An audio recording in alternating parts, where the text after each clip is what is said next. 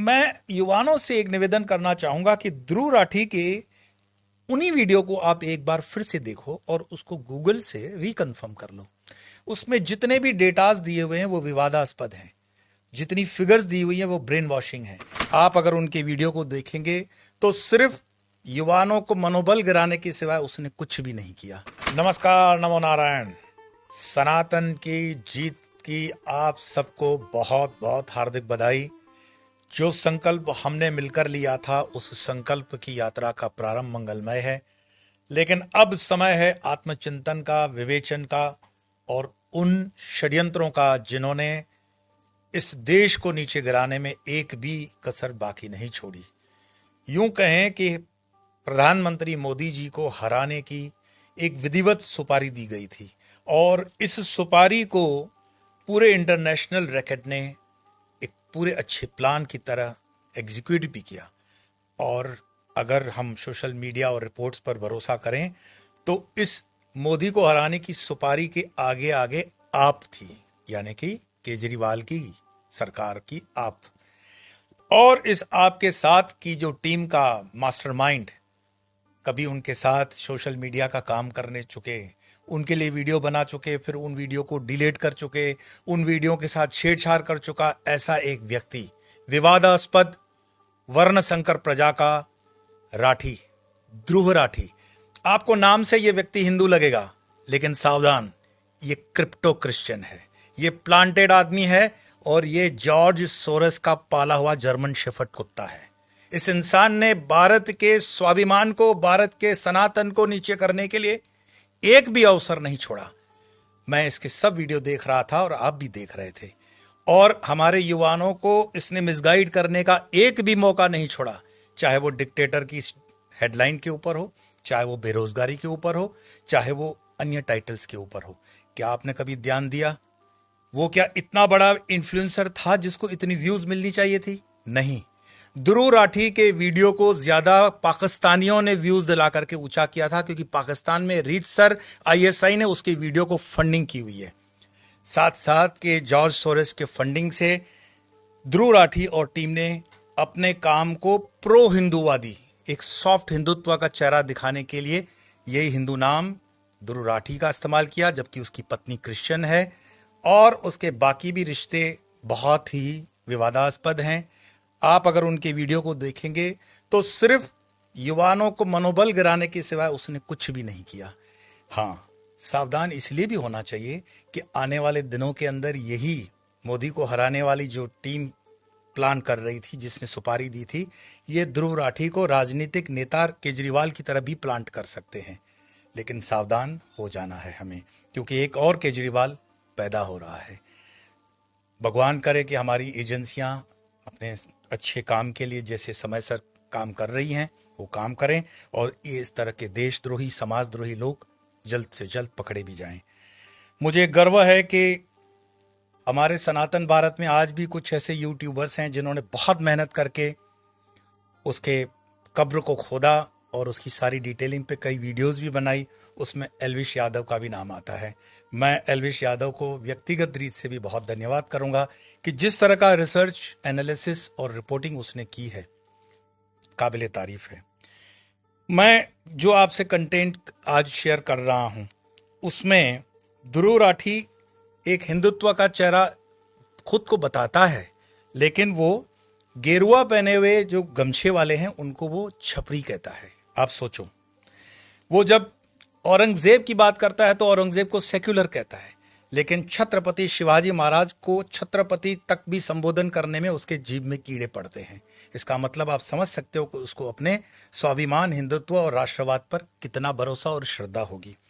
ध्रुव राठी जैसा व्यक्ति एक वीडियो में कहता है कि अल्लाह अकबर कहने में कोई दिक्कत नहीं है, क्योंकि अल्लाह अकबर मतलब है भगवान श्रेष्ठ है। नहीं, यही इन्फ्लुएंसर लोगों का काम होता है। अल्लाह अकबर को गूगल करके आप ट्रांसलेशन देखोगे तो इसका अर्थ मात्र इतना है कि अल्लाह ही सर्वश्रेष्ठ है, बाकी तो हम गिनते ही नहीं है, दूसरा कोई है ही नहीं, अल्लाह अकबर बस। लेकिन ध्रुव राठी की नजर में ये सेक्युलर है। जो जय श्री राम कहते हैं उसको वो छपड़ी कहता है। क्या कारण रहा कि ध्रुव राठी को प्लांट करना पड़ा जॉर्ज सोरेस को? रीजन, ये कहानी स्टार्ट होती है 2004 से, जब यूपीए की सरकार पहली बार आएगी। फिर यह सरकार आने का कारण बना था, उसके पहले एनडीए के अंदर कुछ टीम वर्क ठीक न होने से अटल जी की सरकार रिपीट नहीं हो पाई। यही 2004 की सरकार यूपीए 2009 में फिर आती है और विदेशी ताकतों को लगता है कि भारत के अंदर पॉलिटिकल वैक्यूम होने जा रहा है, कोई नेतृत्व नहीं है। तब 2006 में ये फंडिंग करती हुई लॉबी $100 मिलियन जॉर्ज सोरेस ने इस देश को बर्बाद करने के लिए, मतलब 8,000 करोड़ रुपए का फंड अलॉट किया। और इस फंडिंग से पहला नेता, जिसको हम कहते हैं क्रिप्टो क्रिश्चियन, जब मैं क्रिप्टो क्रिश्चियन कहूं तो जीसस से इसको जोड़ना मत, क्रिश्चियन मिशनरी से जोड़ना। तो ये फर्स्ट क्रिप्टो क्रिश्चियन जो दिखाता है खुद को हनुमान चालीसा करता हुआ, केजरीवाल, उसको प्लांट किया जाता है पॉलिटिकल एरिना में एज अ नेता। 2006 से उसकी यात्रा आगे बढ़नी शुरू हो जाती है और विदेश में बैठे उसके आकाश ये कैलकुलेट कर लेते हैं कि लगभग 2014 में केजरीवाल किसी न किसी तरह से दिल्ली की सत्ता तक पहुंच ही जाएगा। और उसके लिए आम जनता का जो मुहिम था करप्शन के खिलाफ, मैं हूं आम आदमी, अन्ना हजारे, उस मुहिम को भी किसी तरह से हाईजेक कर लिया गया और जनता के दिल में, पढ़े लिखों के दिल में केजरीवाल के लिए जगह बना दी गई। केजरीवाल को अपना हिडन एजेंडा बिल्कुल पता था कि उसको क्या करना है, कब करना है, किससे करना है, कैसा करना है। यही कारण रहा कि पंजाब के चुनावों के अंदर भी उस पर जो आरोप लगे हैं कि उसने खालिस्तानियों से फंडिंग ली है, और वो कहने वाला भी उनका ही लीडर है, तो ये गलत नहीं है।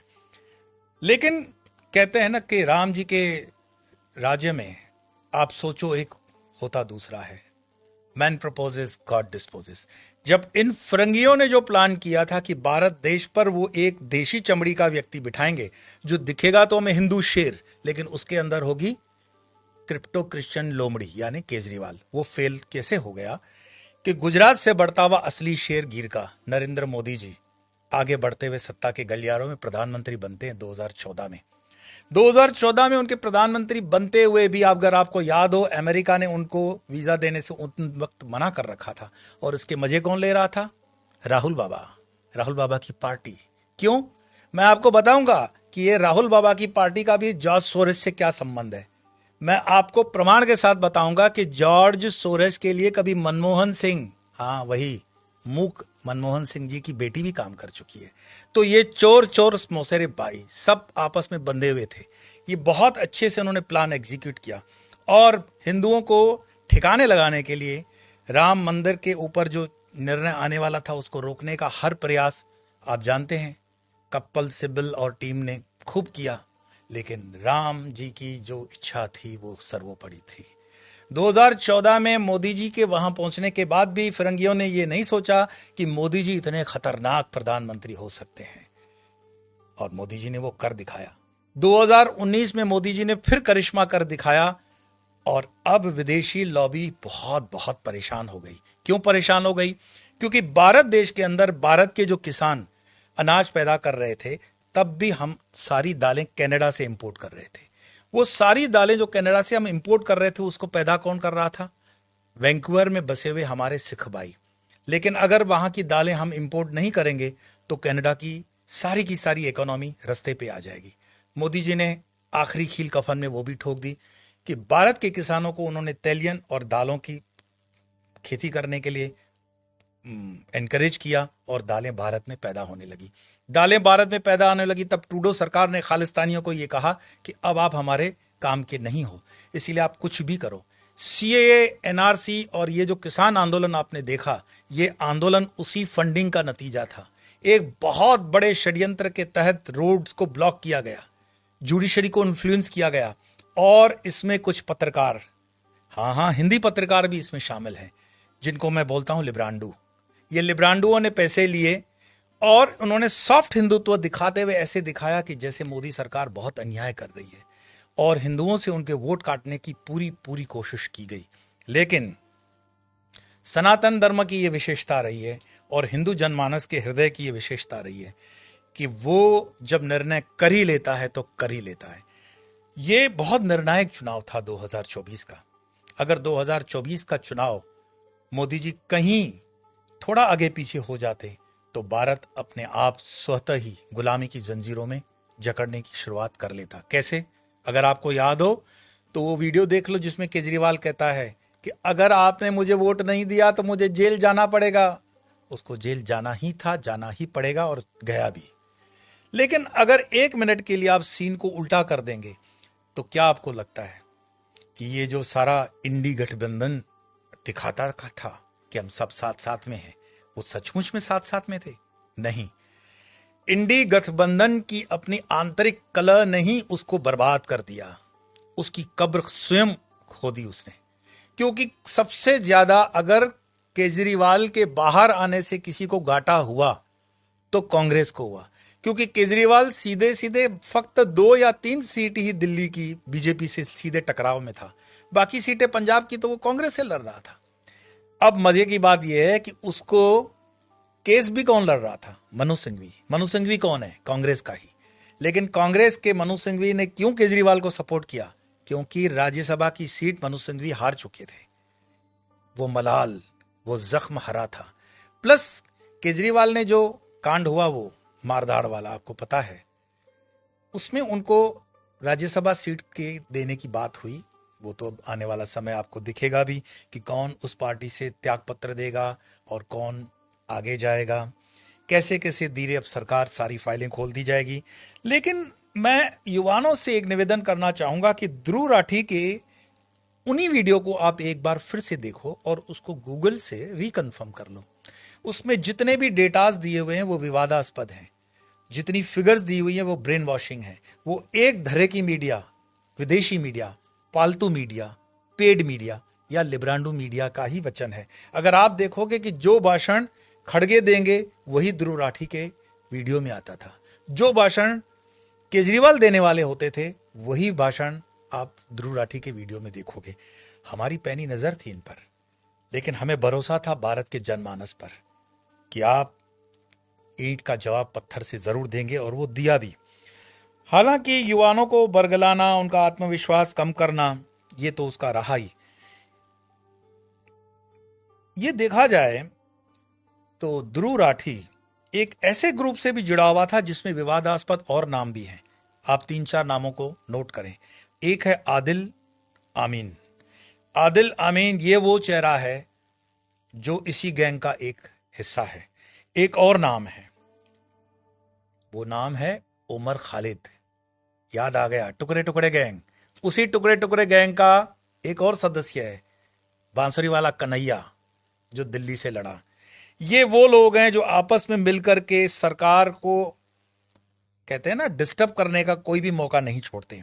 एसएफआई और DYFI, student federation of India, और डीवाईएफआई के 50 बच्चे जिन्होंने ब्राजील के एम्बेसी के बाहर प्रोटेस्ट किया था, उनको डायरेक्ट एनकरेज करने के लिए ध्रुव राठी का नाम आया हुआ है सोशल मीडिया में। और इसके साथ आदिल आमीन का भी नाम है। कारवां ए मोहब्बत एनजीओ जो है वो आदिल आमीन चलाता है। नाम से तो आपको पता ही पड़ गया कि यह मोहब्बत वाले, पीस लविंग कम्युनिटी, सबका मालिक एक, इस तरह के। और इसमें एक विवादास्पद नाम, खतरनाक, बहुत खतरनाक, वो है टीएस हर्षमंदर।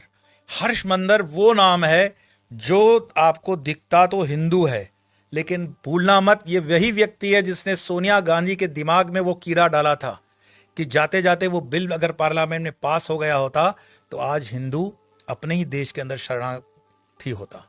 उस बिल के अंदर ऐसा था कि माइनॉरिटी कुछ भी कर सकती है, मतलब मुसलमान इस देश का आपको मार सकता है, पीट सकता है, मां बहनें घर से उठा सकता है, हिंदू उसके खिलाफ कुछ नहीं करेगा, और अगर करेगा तो उसके खिलाफ कार्रवाई होगी।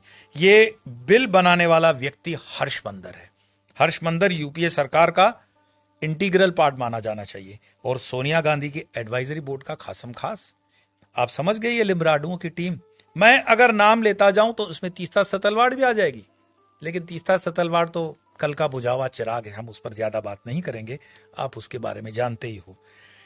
कुल मिलाकर के ये जो आपने देखा था ना, हमारे राहुल बाबा चलते थे भारत जोड़ो यात्रा, ये भारत जोड़ो यात्रा का डिजाइन विदेश में बना था और इसकी फंडिंग भी, सोशल मीडिया में ऐसा आरोप है, विदेश से हुई है। और इस यात्रा को गाइड करने वाले हर्षमंदर भी थे, आदिल आमीन भी थे। इसके मीडिया को संभालने के लिए कहीं ना कहीं ध्रुव राठी इनडायरेक्टली थे। कुल मिलाकर के ये आपस में मिलकर के काम कर रहे थे और राहुल गांधी को जो इनपुट्स दी जा रही थी वो इन टीम के द्वारा दी गई थी। आप सोचोगे क्या राहुल गांधी को अपनी बुद्धि नहीं है? अब आप ऐसे प्रश्न मुझसे मत पूछा करो। अगर उनको अपनी बुद्धि होती तो कम से कम आलू से सोना नहीं बनता। हर्ष मंदर ने सीएए एनआरआई को भी जो मैनेज किया था पूरे मूवमेंट को, बहुत एग्रेसिव तरीके से किया। और जैसे कि मैंने आपको बताया, मणिपुर के ऊपर जो दंगे हुए उनके ऊपर भी इन लिब्रांडुओं ने इतना हल्ला मचाया कि यूनाइटेड नेशंस तक में यह मुद्दा आया। यह मुद्दा क्रिश्चियन का मुद्दा है। आप भूल जाओगे, एक वीडियो मैं आपको विशेष इस पे बनाऊंगा कि बांग्लादेश की प्रधानमंत्री ने कहा है कि बांग्लादेश की जमीन को काट करके एक क्रिश्चियन देश बनने जा रहा है, जो अमेरिका चाहता है। मणिपुर के दंगे उसी जमीन से जुड़े हुए दंगे हैं जो भारत के मिजोरम से क्रिश्चियन, मणिपुर के क्रिश्चियन और बांग्लादेश की उस जमीन को बनाने का नए देश को लेकर के बात चल रही है। यहां पर अमेरिका अपना बेस बनाना चाहता है। उस चीज को उजागर करने में बांग्लादेश की प्रधानमंत्री ने साहस दिखाया, लेकिन ये पूरा जो जॉर्ज सोरेस और टीम और ये लिब्रांडुओं की टीम ने मणिपुर के दंगों को आगे जाकर के भारत के मिजोरम से भी कटवा करके एक नए देश के निर्माण का भी कार्य करने का प्रारंभ कर दिया। अभी आने वाले दिनों के अंदर एनआईए, सीबीआई, ईडी और सबसे बेहतरीन हमारी रॉ, उसका काम बनता है कि ऐसे देशद्रोहियों को घर में घुस के मारे। और मैंने जैसे कि कहा हुआ है कि संत सिर्फ अध्यात्म के लिए नहीं होता है, वो राष्ट्रवादी सोच के लिए होता है। अगर राष्ट्र रहेगा तो सनातन रहेगा, सनातन रहेगा तो हम रहेंगे। अगर ये भगवा पहनना का अगर अधिकार हमें मिलता है तो ये सनातन भूमि पे मिलता है। और इस भूमि के लिए हर संत को भी राष्ट्रवादी विचारधारा का होना चाहिए। ये मैं आपके विवेक पर छोड़ता हूं। मैं कभी नहीं कहूंगा कि आपको ये वीडियो लाइक करो या इसको आप सब्सक्राइब करो, लेकिन आपको लगता है कि कहीं पे आप इस देश के ऋणी हो, राष्ट्रवाद की सोच है आपके पास, तो कम से कम 5 ऐसे राष्ट्रवादी लोगों तक ये वीडियो पहुंचाने का साहस करोगे। आज इतना ही, फिर मिलेंगे, तब तक के लिए नमो नारायण।